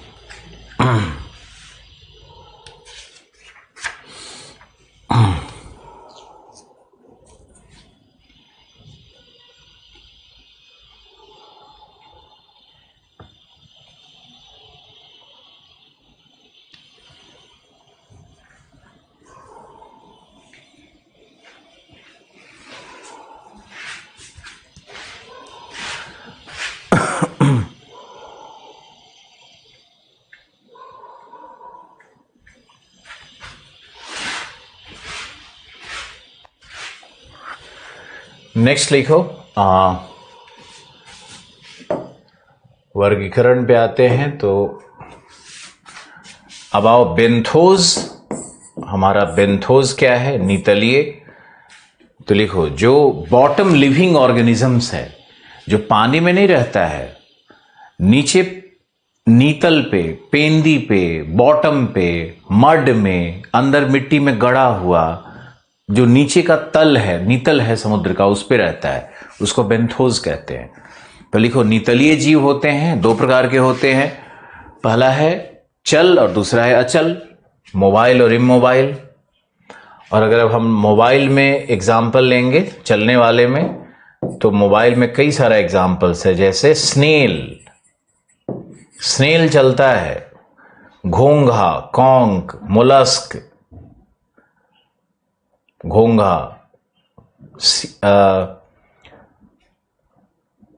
और क्या होगा इसमें? मोबाइल में ऑक्टोपस होता है, अष्टपाद। तो ये सब फूड भी है। ऑक्टोपस को लोग खाते हैं, जिंदा भी खाने लगे हैं आजकल। तो इसी चक्कर में कोरोना भी आया है। तो ये स्नेल, ऑक्टोपस, फिर और क्या होगा इसमें? क्रैब, एक बहुत इंपॉर्टेंट इसमें फूड है, क्रैब, केकड़ा। आप जाओगे साउथ इंडिया में तो होटल्स में जिंदा क्रैब लटकाए रखता है हवा में, धागे से बांध करके, और आप उसको जाके पिक करोगे कि ये मुझे खाना है। क्रैब बेचारा मना करता है, डोंट ईट मी। उस क्रैब को ले जा करके लोग पका करके वैसे ही दे देते हैं प्लेट में। कितना डरावना लगता है देख करके, कई दिन तक तो मन खराब रहता है। फिर उसी क्रैब को एक हैमर छोटा सा देता है, उसी से ब्रेक करके उसके अंदर का मीट निकाल करके लोग खाते हैं। पता नहीं इंसान को क्या करना है। तो ये क्रैब और ऑक्टोपस। फिर है अचल, इमोबाइल में आओगे तो इसमें आ जाएगा कोरल पॉलिप्स, ये इमोबाइल है। फिर आएगा ऑयस्टर्स, मूंगा, सीप, इस तरह के। इसी में आएगा ईल ग्रास ना, वो ये मत सोचना कि ईल ग्रास घास है, ये एक जीव है। तो ईल ग्रास, जैसे सी क्यूकुम्बर, समुद्री खीरा। सी क्यूकुम्बर एक जीव है, ऐसा मत सोचना कि कुकुम्बर अंदर में फल रहा होगा क्रीपर्स में और तुम उसका सैलेड काट करके नमक और काली मिर्च के साथ। ये नहीं है। सी क्यूकुम्बर क्या है? वो एक जीव है। तो इमोबाइल और मोबाइल दोनों वर्ग में आपको बांटना है। अब यहां पे लिखो, एक विश्व का मानचित्र बनाते हैं, फिर उसमें लिखते हैं एक नया टॉपिक, इसी के अंतर्गत जो टॉपिक है उसको बताना है। तो आप देखो, लिखो कि मेजर बायो प्रोडक्टिविटी जोन्स, विश्व के बायो प्रोडक्टिविटी जोन्स कौन कौन से हैं।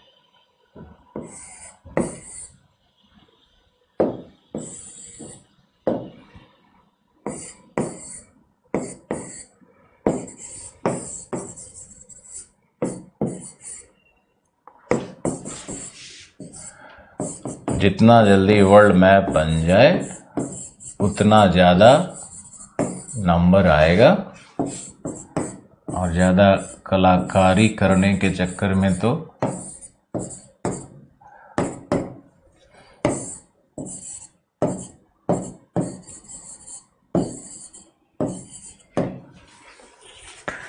ये तुम्हारा विश्व का मानचित्र है। अब इसमें इसको भी दिखा देते हैं, ये लो।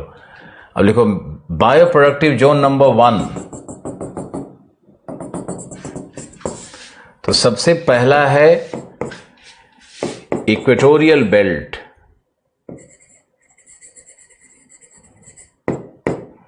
इक्वेटोरियल बेल्ट, इक्वेटोरियल रीजन, जहां पे सर्वाधिक जैव विविधता है, सर्वाधिक जैव उत्पादकता है, सर्वाधिक जैव विविधता है, सर्वाधिक जैव उत्पादकता है। आप इसको लिखो, पहला जोन है हमारा इक्वेटोरियल बेल्ट। दूसरा है कोल्ड अपवेलिंग जोन, आपको पढ़ाया जा चुका है।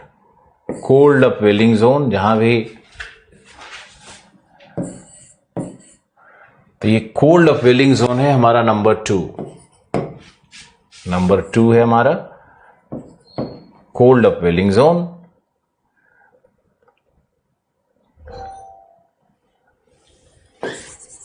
कोल्ड अपवेलिंग जोन, यह हमारा number 2।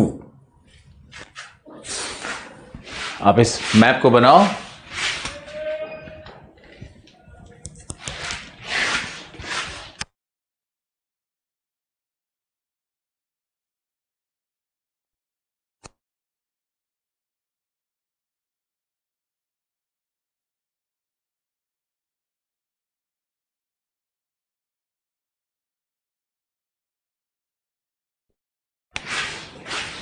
Number 3 cold upwelling zone के बाद, कोल्ड अपवेलिंग जोन पे तो आप लिख ही सकते हो, यहां पर जो पेरू के पास है, यहां पे एंकोवीज फिश मिलता है। यहां पे पेरू के पास एंकोवीज फिश मिलता है। यहां पर मैंने आपको बताया ही था कि फिश का वैरायटी है व्हाट, सैल्मन फिश का एरिया है। ये सब सैल्मन फिश का एरिया है। अब तीसरा लिखो, तीसरा है meeting point of cold and warm currents. तो ये जो जोन बनता है ना, ये meeting point of cold and warm currents है। तो यहां पे है मेनली हेरिंग, कॉड, 2 वैरायटी के दिखाओ। वैसे तो हैलीबर्ट सब है, लेकिन इतना लिख नहीं पाओगे आप। तो तीसरा है हमारा फिशिंग जोन्स जो बनता है, जो cold and warm currents Confluence zone. Confluence zone कहते हैं इसको। कॉन्फ्लुएंस मतलब मिलना, मिश्रण होना, मिश्रण क्षेत्र, ठंडी एवं गर्म जलधाराओं का मिश्रण क्षेत्र। और यहीं पे जाकर के ये भी है, इधर भी है। तो ये क्षेत्र भी मत्स्य के लिए दुनिया में प्रसिद्ध है। डॉगर बैंक, नॉर्थ सी का एरिया, बाल्टिक सागर का एरिया, ये नॉर्वे का ये पूरा भाग, ये सब फिशिंग बेल्ट्स है। तो ये फिशिंग बेल्ट में यहां सबसे इंपॉर्टेंट है। फिर कॉड, यहां पे और लिख सकते हो हैलीबर्ट, हैलीबर्ट डीप फिश यहां पे ही है। यहां पे ऊपर सरफेस पे मिलेगा आपको टूना, सार्डिन्स,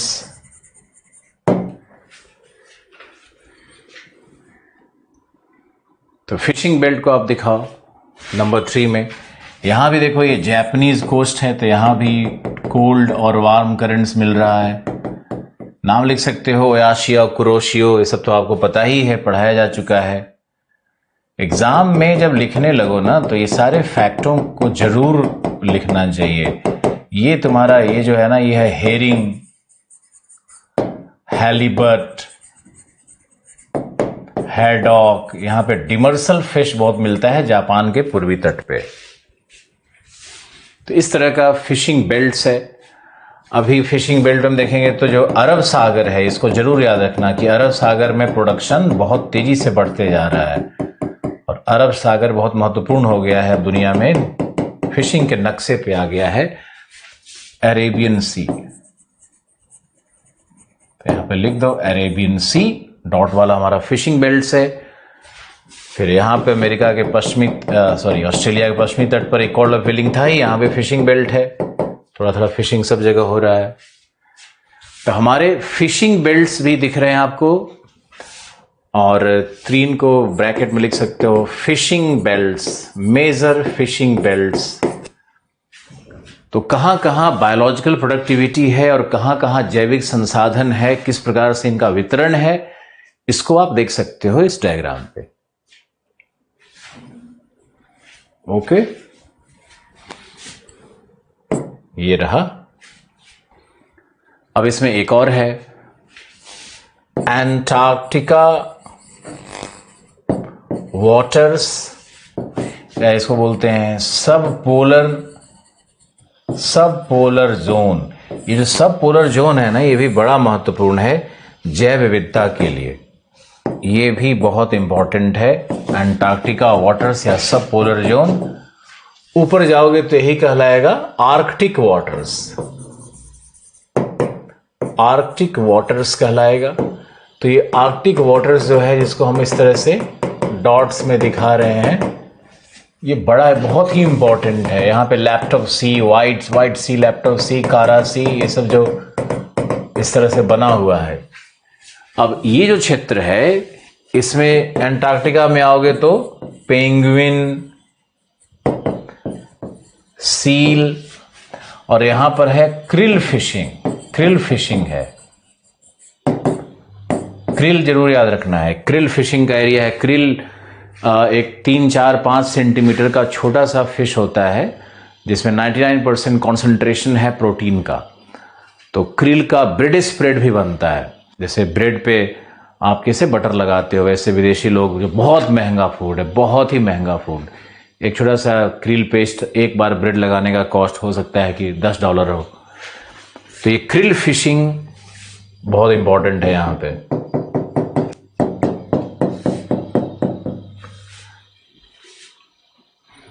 ये हो गया, यहां पे पेंगुइन है, सील है, इस तरह से है। और इसी जोन में वेलिंग भी होता है। ये जो यहां वाला भाग है, साउथ अमेरिका के नीचे का जो भाग है, यहां पर वेलिंग भी होता है। और यहां होगे तो ये जो इस भाग में वेलिंग होगा, ये वेलिंग का भाग है पूरा। ये जो आइसलैंड है, ग्रीनलैंड है, नॉर्वे का कोस्ट है, यहां पे वेलिंग है। और यहां होगे तो जापान इधर वेलिंग करता है, यहां भी वेलिंग का भाग है। ये भी यहां पर भी वेलिंग है पॉकेट्स में। अब रह गई और बहुत सारी चीजें, तो सील, इधर भी सील है, दोनों तरफ होगा सील, वेल है, सील है, आप लिख सकते हो, दिखा सकते हो। सील जनरली ये जो कोस्ट है ना साइबेरिया वाला, इधर सील सब आकर के बेचारा बैठा रहता है, बहुत ही मनहूस जीव है सील। यहां पर एक और मिलता है, वॉलरस मिलता है। वॉलरस में आइवरी होता है, आइवरी हाथी का दांत जैसा निकला रहता है। Ivory plus meat plus amino acid, वो तो सब है ही, हाइड, चमड़ा इसका, तो वॉलरस भी एक प्रकार का सी फूड है। अब आप देखोगे पूरे विश्व में किस तरह से फिशिंग बेल्ट्स है, किस तरह से जैविक संसाधन मिल रहे हैं, इनका एक विहंगम दृश्य।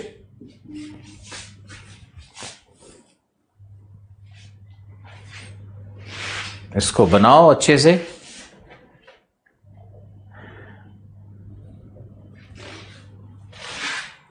बेंथोस 10 मीटर की गहराई पर भी मिल सकता है। बेंथोस मतलब नीतल पर है, वो तैर नहीं रहा है, नीतल पे बैठा हुआ है, तो 5 मीटर की गहराई पर भी बेंथोस हो सकता है। क्रैब कैसे रहता है? क्रैब तो आप समुद्र में 2 मीटर जाओगे तभी क्रैब आपको मिलेगा। तो बेंथोस है वो पानी में तैर नहीं रहा है, उसको मिट्टी चाहिए, उसको थल चाहिए।